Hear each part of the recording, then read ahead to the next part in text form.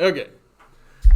So I'm going to start by just briefly recapping what we talked about on Friday, and then elaborate a little bit on spring potential energy and conservation of energy for mass spring oscillators. Right? And then we'll finish up that problem that we kind of rushed our way through at the end of Friday. We'll dig into that in a little more detail. So if you got that little slip of paper, go ahead and get that out. There are a few extra copies up there if you forgot it or if you lost it, which is likely. All right. So first thing, what I want to remind you about,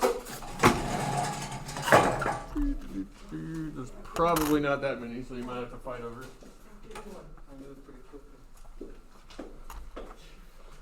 First thing, let's say we have a mass spring oscillator that's not oscillating yet. So I got a mass on the end of a spring. There is a spring force, but that's because it's fighting gravity. But let's pretend this is completely horizontal and this is the equilibrium position. This is where the spring is chilling, where it's just sitting there unstretched, uncompressed. If I stretch that spring, then I get a spring force that is in the opposite direction to the direction of displacement. If I compress the spring, I get a net force that's in the opposite direction as the direction of displacement, which is why when you let go of it, it oscillates back and forth about that equilibrium position. The equation that describes that force that the spring exerts on the mass is described by Hooke's law, which says that the force vector, the force acting on the object that's attached to the spring, will be equal to the negative spring constant K times the displacement x. That displacement is a vector, so I put the little vector symbol over it. That minus sign tells you that the force is restoring, meaning that whatever direction you displace the object, the resulting force wants to restore it to its original position at equilibrium. On the equation sheet, this is what it says. I think it has an S for spring force. Those are absolute value bars. In physics, absolute value bars just tell you magnitude. Okay? So this just says the magnitude of the force equals the spring constant times the magnitude of the displacement. But for full understanding, you want to understand that Hooke's law describes restoring forces. Meaning if you displace it one way, the force is the opposite way. If you have a positive displacement, you multiply it by the spring constant, multiply it by negative, and you get a negative force. If you have a negative displacement, you multiply it by the spring constant times a negative, and you get a positive force. Okay? So this is how it looks on the formula sheet, but you want to understand, at least understand conceptually the nature of the restoring force. If you got a free body diagram, though, that clearly shows you the direction of the spring force in a particular problem, then if it's positive, it's positive. If it's negative, it's negative. And you can just use the magnitudes. Okay? Something to remember. Whenever you stretch a spring, obviously there's energy in it now, because that energy is used to do work on the object, right? When I let go of it, work is being done by the spring because it has energy stored in it. How much energy is stored in it? Exactly how much energy or how much work I did on the spring to stretch it. So if I do 10 joules of work to stretch the spring now has 10 joules of potential energy within it. And the formula for spring potential energy, remember potential energy, the general symbol is a capital U, sometimes a V, but in this class it'll always be a U. Subscript S for spring. That'll be 1/2 times the spring constant times the displacement squared. It is no coincidence that that equation matches, or not matches, but is very similar to the kinetic energy equation. We derive both of these equations using the calculus definition of work, which if you take Physics C next year, we will derive both of these equations.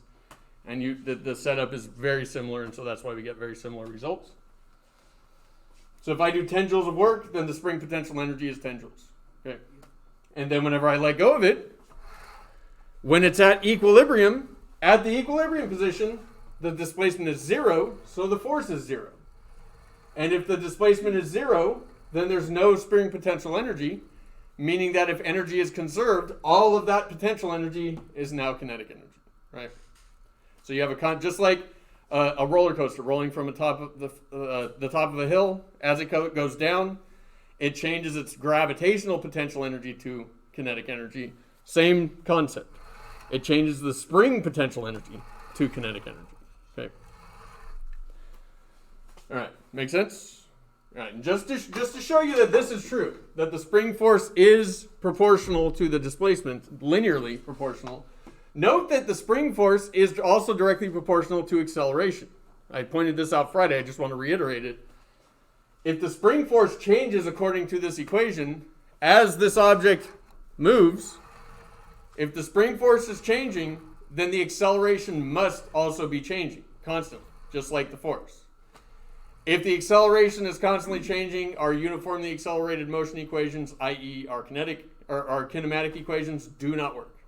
So with simple harmonic oscillators, we cannot use the kinematic equations. Okay. To describe that motion, as I showed you on Friday, we have, if you look at the motion graphs, they're sinusoidal, which is a fancy way of saying they're either sine or cosine graphs. If you're in Algebra 2, you don't really need to worry about it. We will have an equation, and it is on the formula sheet, that tells you the position of a simple harmonic oscillator as a function of time, but we will talk about that later this week. But that's what we use to describe the position of an object in simple harmonic motion. We do not use the kinematic equations. But again, we won't worry about that for a while. We want to talk about energy for the rest of today. Okay. And actually, before we get to energy, I just want to show you, I showed you this with the hanging mass over here, with the force probe right here. I showed you that last week. But I want to show you, I can directly measure, or I can directly demonstrate Hooke's law. I got a force probe attached to this spring, which by Newton's first law and Newton's third law combined, we can say is the same as the spring force that acts on the mass at all times. And I also got a motion detector down here at the end, which is going to plot the position of the object. And so I'm going to plot the spring force acting on the mass versus the position of the mass. And I'm just going to move it back and forth. Notice this isn't with respect to time now. This is force versus position, or force versus displacement. And so it's not going to progress through time horizontally like our motion graphs do. So when I hit play or collect here, see, and as soon as I stop it, it stops. And if I go back, it goes back. Right? So this is Hooke's law. This is demonstrating the nature of Hooke's law. If I plot force versus position, it's linear. Force versus position, it's linear. The slope of that line is the spring constant K. I'm using this one though. I've kind of just taken out the magnitude. I'm just plotting the magnitude of the force versus the magnitude of the position. So it's essentially this. And then so if that's the case, then the slope of this line is the spring constant K. The steeper the slope, the bigger the K value, right? The more force we get for the same displacement. Meaning the steeper the slope, the larger K value we have, the stiffer the spring is. The harder it is to stretch it, the harder it is to compress it. This is what physics is all about. Taking something in reality, putting it on a graph, and then describing that graph with words and with mathematics, right? That's physics. So this is physics in action right here. Okay. If I was to plot it versus time, the force versus time. Let's actually plot position versus time. This is a prelude to what we will see later this week.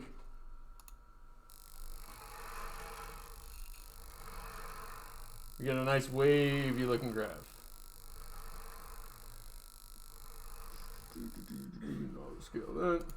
So those of you that know your sine and cosine graphs, we know that this is what they look like, right? Notice how they get smaller over time. Why are they getting smaller over time? There's friction, right? If this was perfect, if this was an ideal scenario where no energy was lost, then it would keep the same. But because this is reality, there's energy that's lost due to friction, due to air resistance, things like that, due to the internal friction within the spring generating a little bit of heat. And so Hooke's law describes simple harmonic motion. Simple harmonic motion is defined as repeated oscillatory motion And usually you think of it as under ideal conditions where you don't lose energy. This is what we would call a damped oscillator, meaning there's damping in the spring that actually takes energy, mechanical energy away from it. But for our purposes, we don't really talk about that too much because you got to have simple harmonic motion down before you can go to non-simple harmonic motion. Okay. All right. Energy. Let's focus on energy now. And actually, I need that pulled in. And I'm recording, yes. Yes. Let's talk about energy. So I got this. You can find the equilibrium position right there. Oh, let's close it up right there. So this would be the equilibrium position for the spring. That meaning that if I was just to set it down and let it settle, this is where it would settle too. And then if I was to compress the spring, I get a force that's pointing the opposite direction. If this is equilibrium, that's where we measure our positions from. I would have a negative position vector giving me a positive spring force, according to Hooke's law. And then I hit play, and then it accelerates to the right. At equilibrium, it's moving, but it's got no spring force now. So if there's no spring force, there's no acceleration. Newton's second law says net force is directly proportional to the acceleration. So here, we have a maximum net force, so we have a maximum acceleration. Here, oh wait. Nope. Don't look at that. What's going on? Oh my gosh. Let's try this again. So we start, I displace it, I do work, I store energy in the spring. And then at this point, I release it from rest. It has maximum force, maximum acceleration. What's the velocity? I release it from rest. Velocity starts at zero. Zero velocity, maximum acceleration. That's counterintuitive for a lot of students. So that's something you want to recognize. When you have a simple harmonic oscillator, when you're at maximum displacement, meaning maximum position, x is at a maximum, our velocity is zero. And our acceleration is a maximum, right?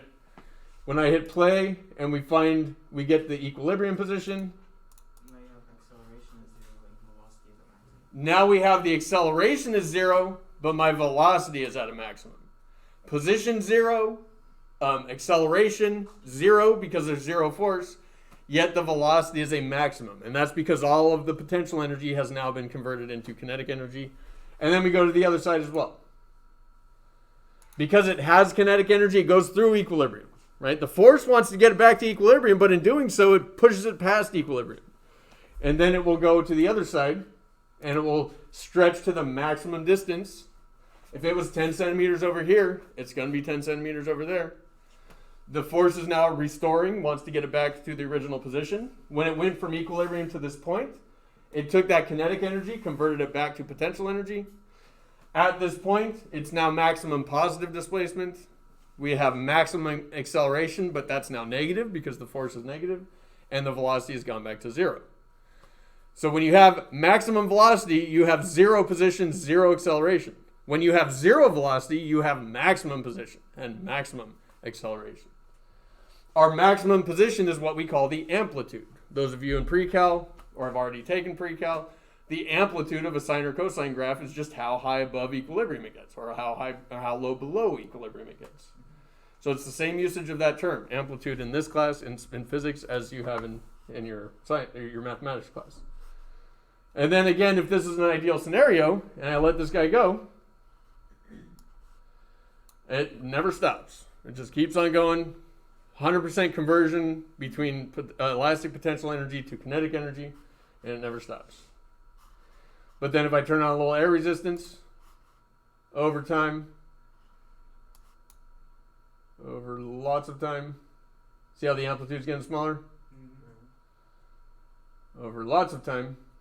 Air resistance doesn't do too much work. If I turn friction on, it would happen real fast. But yeah, eventually it comes to a stop because air resistance is exerting external forces on the system. How dense the air is, though, right? Yeah. Oh yeah. Oh yeah. If you put this underwater, then it would stop very, very quickly because there'd be a lot more resistance. Yeah. Yeah. All right. So make sense? Making sense? So let's talk about the graphical depiction of energy now. Now there is some limitation to this program. I point that out almost every time I show you simulations on this. I can't plot spring potential energy versus position. It doesn't allow me to do so. What I can do is plot linear kinetic energy versus position, not versus time. Right? This is versus position. If it was versus time, it would be another sine or cosine graph. But if it's versus position, this is what I get.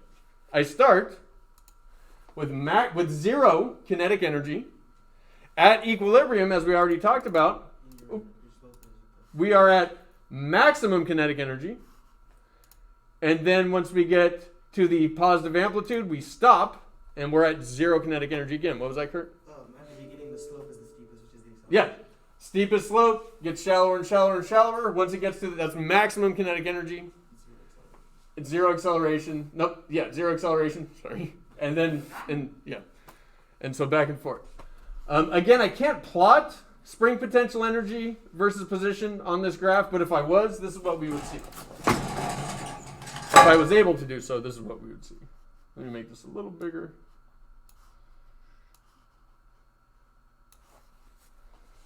Remember that when we start at the amplitude, we have zero kinetic energy because it starts from rest, which means all of the energy must be potential.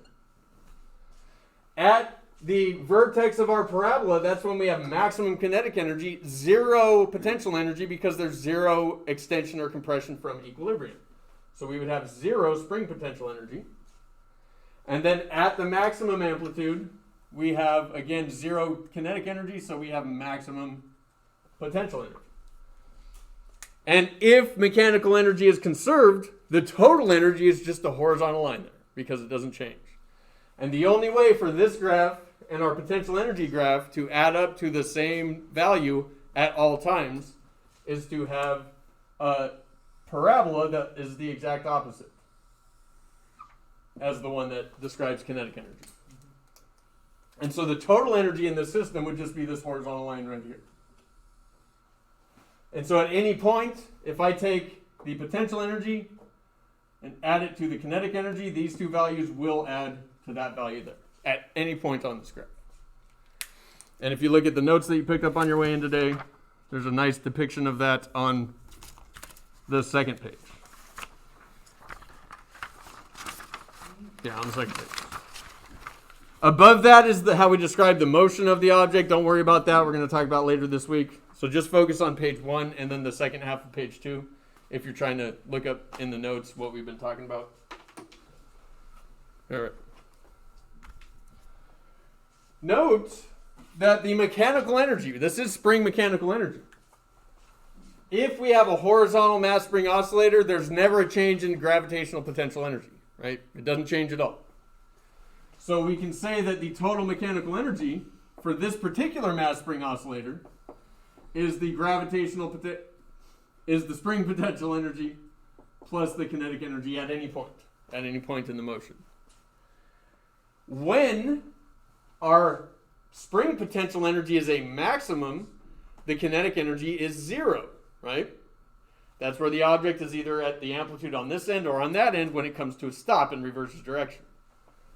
So at that point, whenever the spring potential energy is at a maximum, we are at a maximum displacement.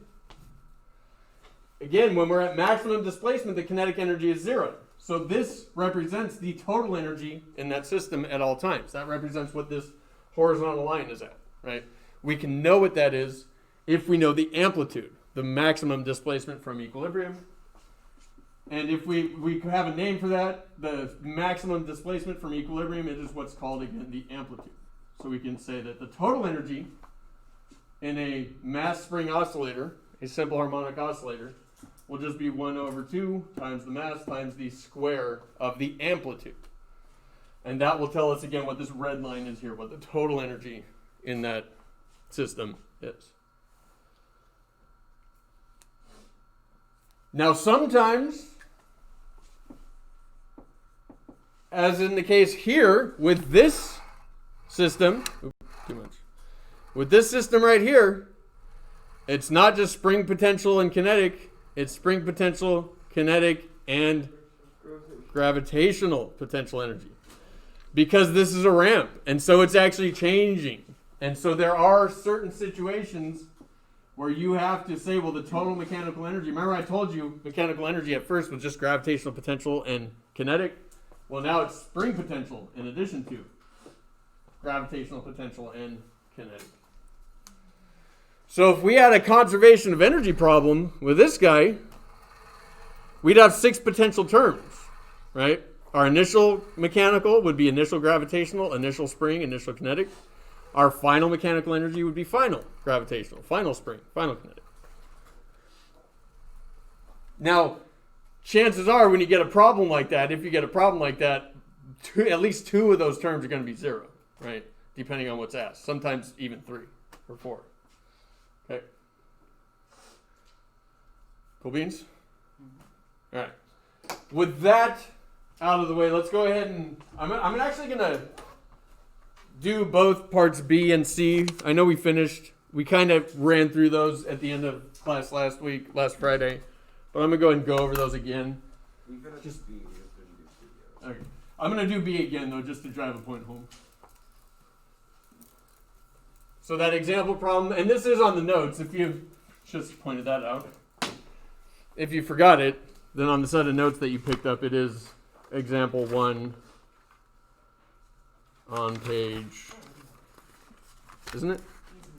Yeah, it's on page 3. Yeah, on page 3. Notice there are further questions, though, that we will come to once we learn a little bit more about simple harmonic motion. Well, everyone has the notes now, so they should have. Gotcha. Okay, so we determine the spring constant for the spring, and generally, and when you have a multi-part question with mass spring oscillators, I'd say at least 75% of the time, the first part is you're going to have to find the spring constant.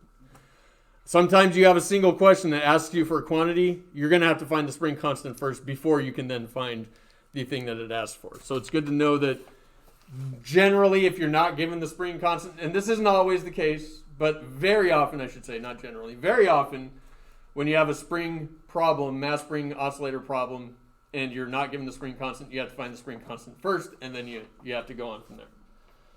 So that's what we did here. In part A, we determined the spring constant, and we determined it was 500 newtons per meter. The spring is now placed on a horizontal frictionless surface with one end of the spring fixed to the wall and the other end fastened to the 2 kilogram mass. The mass is pulled parallel to the spring, stretching the spring 0.1 meters. Calculate the amount of work required. Okay. So the work in this case will be equal to the spring potential energy. That's something that you want to understand. When it says how much work do you need to do to stretch a spring, you just need to calculate how much potential energy is now in the spring. That's how much work you had to do. Okay. We'll dig into this a lot more. We'll dig into why that is the case a lot more next year when you take AP Physics C, which I'm assuming everyone in this class will. But for now, just understand if you have 10 joules of potential energy in a spring, you've done 10 joules of work. Okay.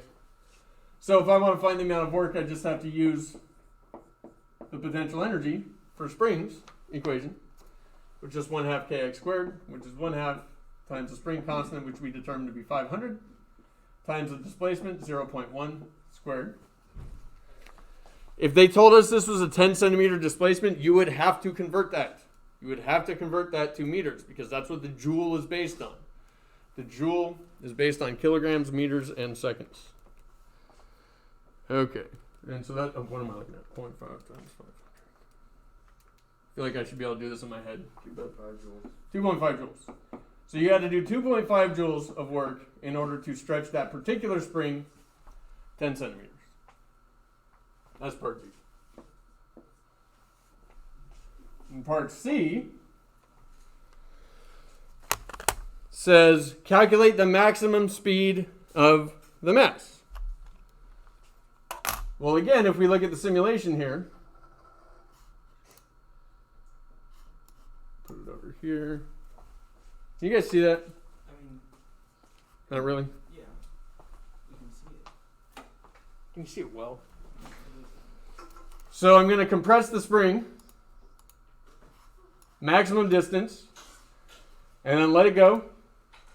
And then at This point, that's when it has its maximum velocity, right? When the displacement is 0. It's whenever the spring potential is 0. When the spring potential energy is 0. Good.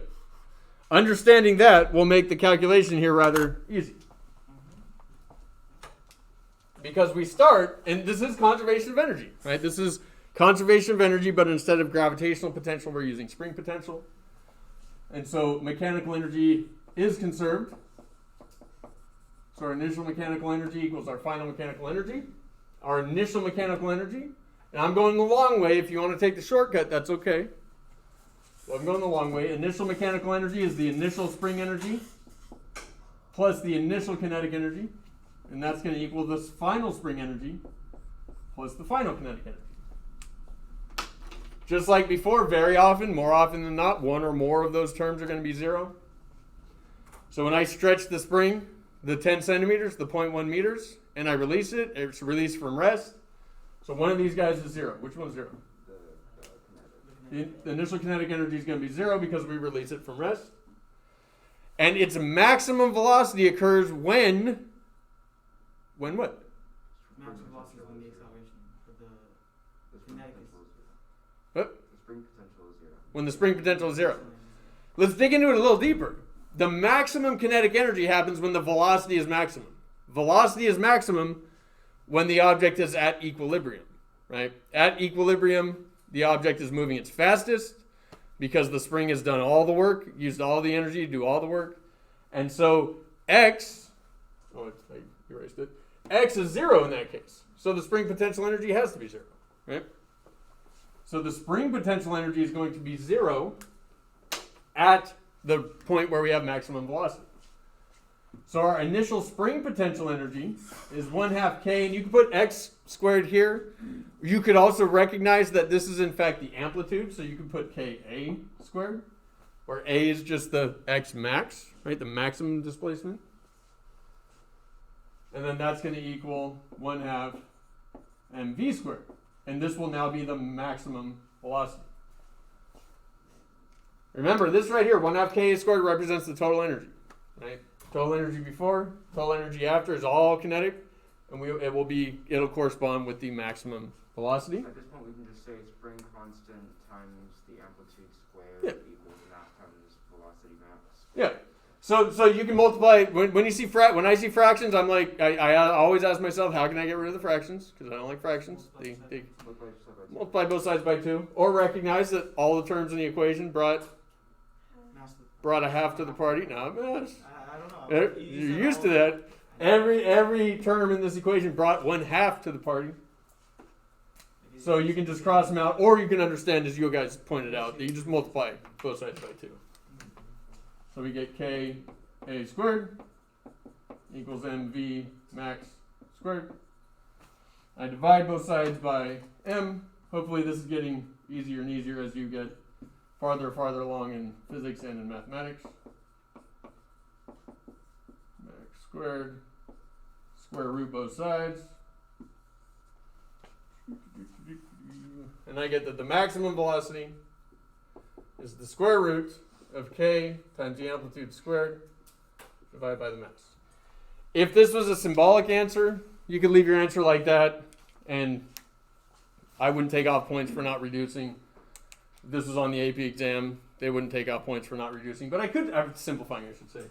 I could simplify this a little more by doing what?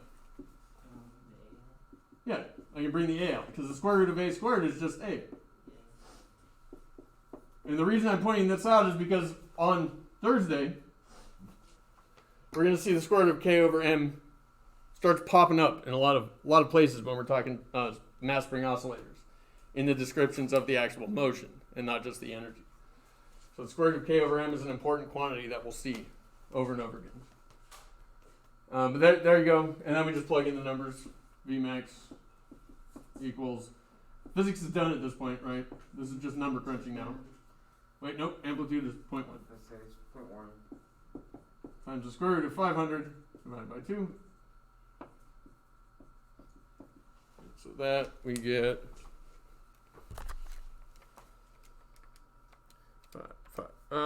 500 divided by 2 square root times 1.58. 1.58 meters per second.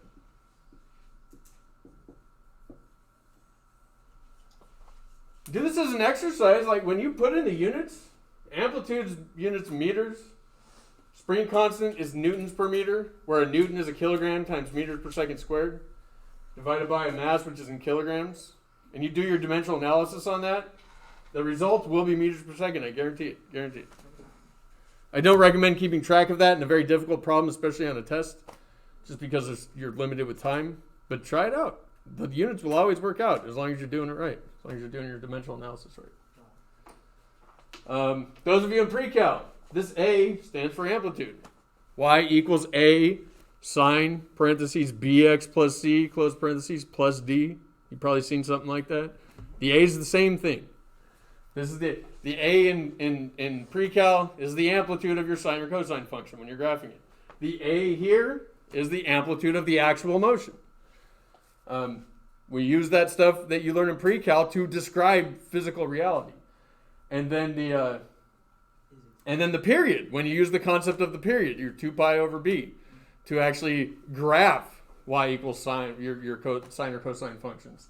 We'll have a formula for the period of a mass spring oscillator, and that's the period of a sine or cosine graph is one complete cycle on your graph.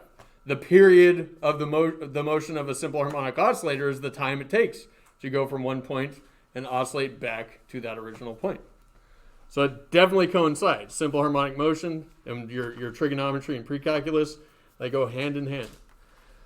Again, those in Algebra 2 are at a little bit of a disadvantage here, but we don't go nearly into trigonometry as much as you will in pre-cal. Not nearly in this class. Okay.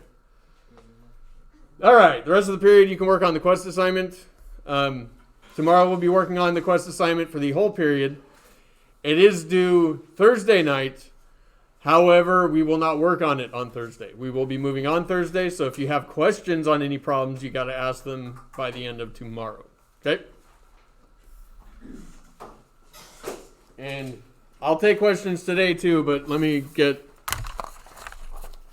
something. Let me get that test ready.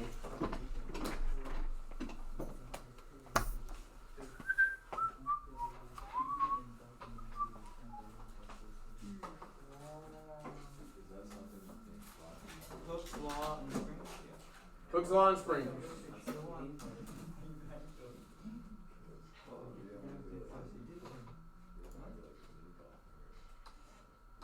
Did you want to take it today, Tatum? Yeah, that's fine. You can take it tomorrow if you want. Can I do it tomorrow instead? Yeah. Because I have a basketball game tonight. Yeah, sure.